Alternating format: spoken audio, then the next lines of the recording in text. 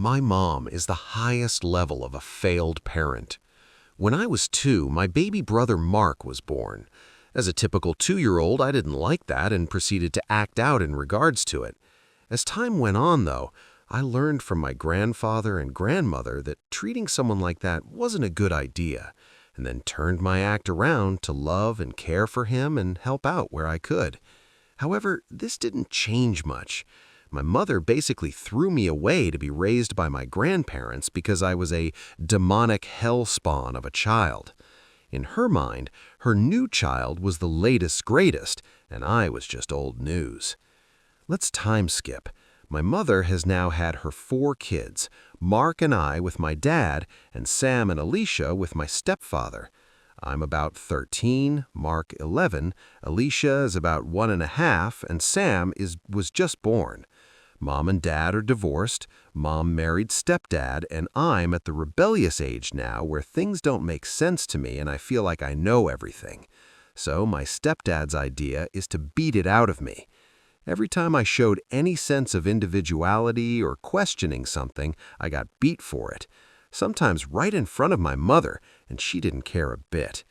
This is where the trigger for me wanting my revenge started.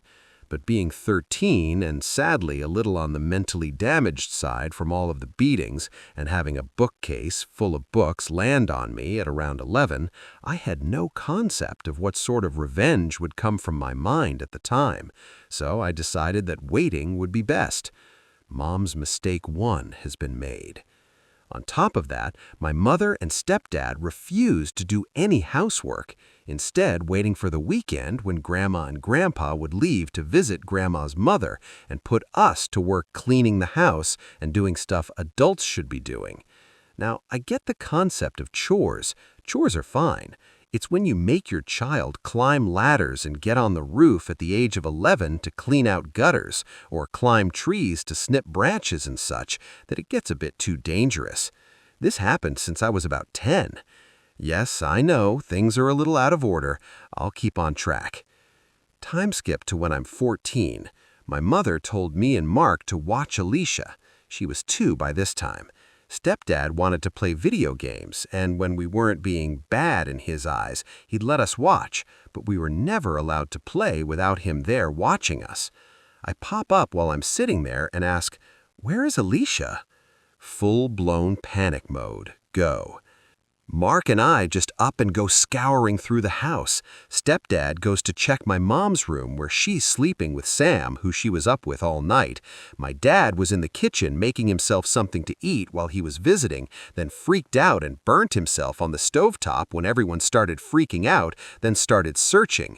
Mark and I ran out back and looked around, saw nothing, didn't even think to check the pool, so we ran back inside and rummaged through the garage. Next thing we hear, my mother screaming at the top of her lungs, and we rush outside to find Alicia on the deck not breathing, and my mother and stepdad trying to perform CPR on her. My dad drags Mark and I away to go inside, and the ambulance is called. Needless to say, Alicia did not survive, and they pulled the plug on her that night. Mom's mistake 2 has been made. Mark and I were devastated. Being the teenager I was and the preteen he was, we immediately blamed ourselves, and our grandparents assured us that it wasn't our fault or responsibility, and that we need to know this isn't on us.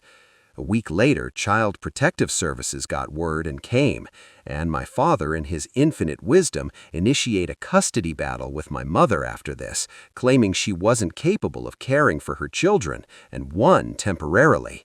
Needless to say, our grandparents believed we belonged with our mother and fought back. My mom ultimately won us back. Time skip. I'm 18 now. I'm an adult. I'm looking to graduate high school and make my mark on the world and get my life going. Mark was 15 now, had gotten into a fight and broke his finger. It had to be repaired with pins and screws and was on some pretty hefty pain medicine. I don't remember the name. It was my mother's job to watch him and regulate his pain medicine so nothing bad would happen. Sadly, that bad thing did happen.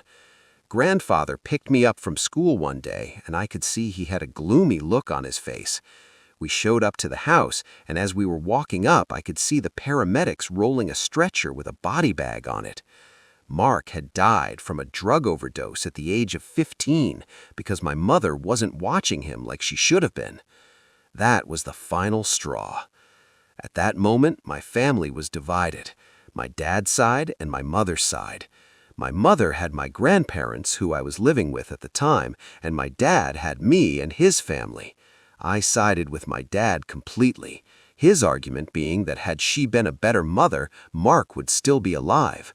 And what's worse, Sam had been taken away by CPS, Child Protective Services, and put in foster care. My mother was never allowed to raise children again, and I never saw my half-sibling again. I was now an only child. Bitterly, my mother had destroyed the life I knew with her neglect, so I was going to ruin the rest of her life any way I could. Revenge time. This woman caused the deaths of 2 of my siblings, and I never got to see my half-sibling again. Abused me mentally, emotionally, physically, took away my childhood, and every time I look at her, I can't help but seethe with unmitigated rage. The first revenge. My grandfather had basically been my best friend. He took me in, cared for me, taught me all sorts of different skills. He had one flaw, though. He was too kind for his own good, something my mother maliciously preyed on after the deaths in the family. My grandmother gave up hope and just diverted to his opinion on everything. So I made it a point that every time she tried, I challenged her on it in front of them, made sure she had to fight for what she wanted. I always lost, but I could see my constant meddling would get to her, irritate her. I wanted her to do something. I wanted her to hit me, harm me, give me a single reason. She never went that far, but she did break down crying multiple times. Then I got lucky. She slipped at work, herniated a few of her discs, and messed her back up really badly. When I got the news, I grinned. Around this time, my stepdad had been imprisoned for doctor shopping, and my mother wanted a divorce from him. When she came home from the hospital, I would take her meds and hide them around the house, and sometimes even throw them away. I wanted her to be in agony. I wanted her to suffer as much as possible. And she did. A few months later, she got into a car wreck, and the police found out she was on a hefty amount of her pain medicine. She was charged with a DUI and put in jail for 6 months. I grinned and laughed once I got that news and proceeded to planning my next stage. She was in pain and behind bars. This was perfect. The second revenge. Time skip again. After she got out of jail, we'll skip ahead a few years. She's now living with us. I'm officially in college. I did the stupid thing and took a year off between high school graduation and applying to a college. So my grandparents made me a deal.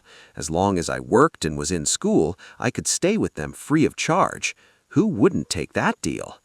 While my mother was in jail, I made it a point to shove all of her property into a storage and made her room my room and turned my old living space into my gaming room.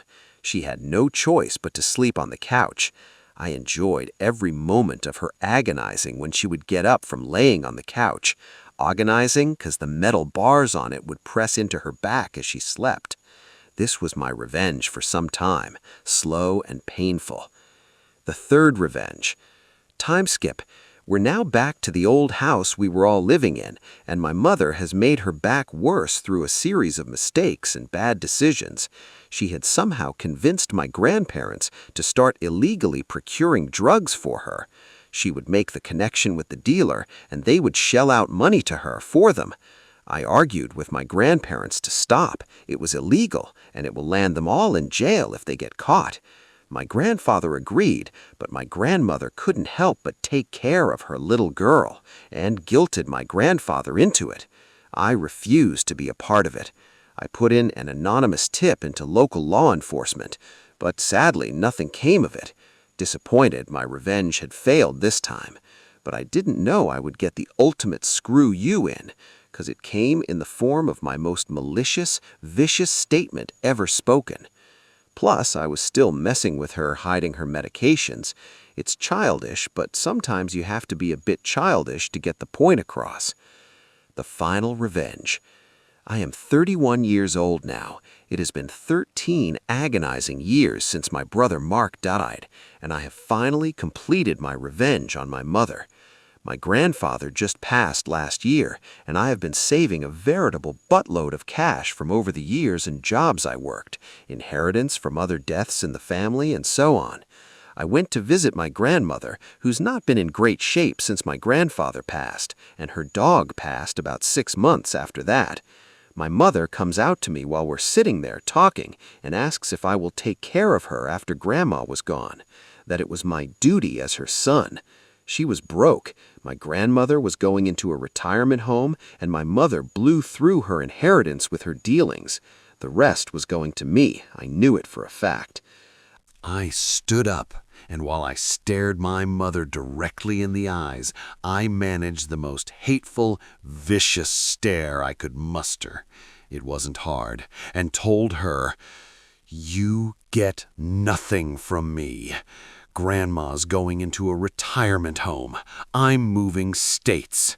You destroyed my life, took away my childhood, were responsible for the deaths of my siblings, broke the law numerous times, and you made everyone's lives a living hell. You will be on the street and die alone. I will laugh. I never loved you, and I never will.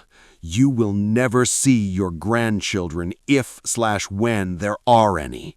You will not be at my wedding. You will never be mother to me again. Rot in hell." My grandmother's jaw hit the floor, and my mother burst into tears. I had finally broken her and got my revenge. It may not seem like much to you all, but that moment was heavenly for me.